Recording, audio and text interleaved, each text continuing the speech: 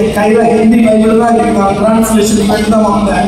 அவங்க எழுதின prayer request வந்து நான் வந்தேன். எல்லாரும் ஒரு பெரிய ஸ்லிப்பை வச்சு அவங்க எழுதி ஜெபம் பண்ணிக்கிட்டே இருக்காங்க.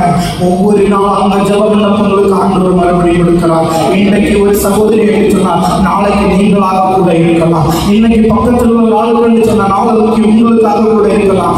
ஆண்டவர் உங்களை வெறும்போது வெறுமை விடவே மாட்டார். மோசையை பார்த்து ஆண்டவர் சொன்னார், முன்னாக செங்கடல் இருக்கும்போது மோசை ஆண்டவரை பார்த்து கூப்பிடுகிறார், ஐயா பின்னாடியும் போக முடியாது, பின்னாடி போனா பரவ வந்ததை விட பெருசா நேரம் இருந்த கோபத்தை விட பெருசா முன்னாடி பார்த்தா செங்கடல், அதுக்கு எல்லைய பார்த்தா பயமா இருக்குது. என்னையா செய்யணும், என்ன செய்ய சொல்றீங்க, எந்த வாசனை வச்சிருக்கீங்க, எந்த வழியில போகணும், ஐயா நடக்கக்கூடியவங்க மட்டும் 6 லட்சம் புருஷமாரா, பாக்கி உள்ளவங்க பிள்ளைங்க என்ன செய்யணும்? ஆண்டவர் சொல்லுகிறார், உன் கோலை நீட்டு, நான் நீ பிறப்பதற்கு முன்பதாக, நீ இஸ்ரவேலிலிருந்து இறங்குவதற்கு முன்பதாக, இதோ வாசல்களை நான் உனக்கு முன்பதாக திறந்து வச்சிருக்கிறேன், இவனை கண்ணை திறந்து பாரியா என்று சொல்லி ஆண்டவர் சொல்லுகிறார்.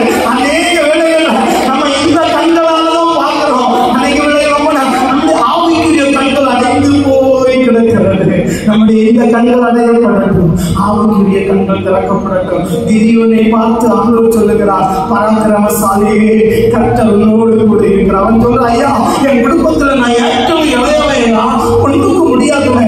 ஆண்டவர் அவனை பார்த்துதான் சொல்றாரு, பராக்கிரமசாலியே கர்த்தர் உன்னோடு கூட இருக்கிறார். இந்த இருவரில் ஆண்டவர் உங்களை பார்த்து சொல்லுகிறார், ஐயா நான் ஒண்ணுக்கு உதவாதவன், என் குடும்பத்துல நான் ஒண்ணுக்கு உதவாதேன், என்னால யாருக்கு எந்த உதவி இல்லை. ஆண்டவர் உங்களை கொண்டு ஒரு பெரிய ஜனத்தை ரட்சிக்கும்படியான ஒரு பெரிய திட்டத்தை ஆண்டவர் உங்கள் மூலமாக செய்திருக்க போகிறார். நீங்க சொல்றீங்களா, ஐயா என்னால ஒண்ணும் முடியாது, என்னால ஒண்ணும் முடியாது, என்னால ஒண்ணும் முடியாது என்று சொல்றதுதான் ஒரு பெரிய காரியம். இதை விட பெரியமான ஒரு தாழ்மையே இல்லை. ஆண்டவர் உங்களை தான் எதிர்பார்க்கிறார். அல்லேலூயா. இன்ட்ரோடக்ஷனா சொல்லியிருக்கேன். எனக்கு தெரியும் 8 மணிக்கு ஆராதனை முடிக்கணும்னு சொல்லி, பிரசங்கத்தை முடிக்கணும்னு சொல்லி 8 மணிக்கு ஷார்ப்பா முடிச்சிருவேன். நல்லா கவனிச்சிருக்கேன். இந்த உலகத்துல 3 பிரகாரமான வழிகள் இருக்குது. ஒண்ணு மனுஷனுடைய வழிகள், சொல்லுங்களேன். ஒண்ணு நீங்க சொல்ல மாட்டீங்க, பரவாயில்ல.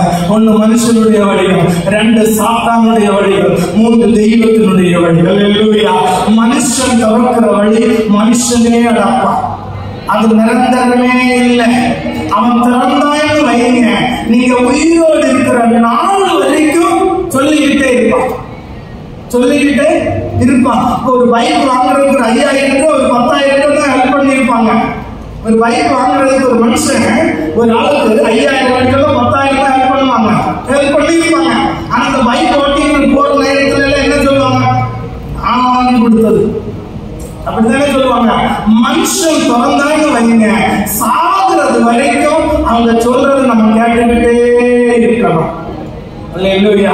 அதே இது ஆண்டவர் திறந்தாருன்னு வைங்க, அவர் யாருக்கிட்ட எதுவுமே சொல்லணும்.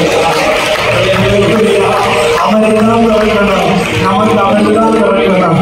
மனுஷனுடைய வழிகள் நிரந்தரமானது இல்லை, மனுஷனுடைய வழிகள் நிரந்தரமானது இல்லை. பைபிள்ல நீதிபதிகளின் புஸ்தகம் 3ஆம் அதிகாரம் 5, 6, 7 வசனங்களை ஒன்று வாசிக்க பார்ப்போம். யாராவது வாசிக்க முடியுங்களா? நீதிமொழிகள் 3, 5, 6, 7. உன் சுய புத்தியின் மேல் சாயாமல், உன் சுய புத்தியின் மேல் சாயாமல். நல்லா கவனிச்சுக்கிடுங்க. 1வது வழி எந்த வழி? சுய புத்தி. மனுஷனுடைய வழிகள். மனுஷனுடைய வழி எப்படி இருக்கும்? நம்ம மைண்டுக்கு உட்பட்டதா இருக்கும். நம்ம புத்தி என்ன சொல்லுகிறதோ அதுதான் நம்ம என்ன செய்வோம். ஒண்ணு சொல்லுங்களேன், நம்ம என்ன செய்வோம்? நம்ம புத்தி என்ன சொல்லுகிறதோ அதுதான் செய்வோம். ஆனா வேதவசனம் என்ன சொல்லுகிறது? நீ உன் சுய புத்தியின் மேல் சாயக்கூடாது. வேதத்திற்கு ஒரு உதாரணத்தை சொல்லுகிறேன். சுய புத்தியின் மேல் சாய்ந்த ஒரு மனுஷன் யாரு தெரியுமா? நம்ம யாருமே நம்ம பிள்ளைகளுக்கு விருப்பப்படவும் போடாததான ஒரு பேரு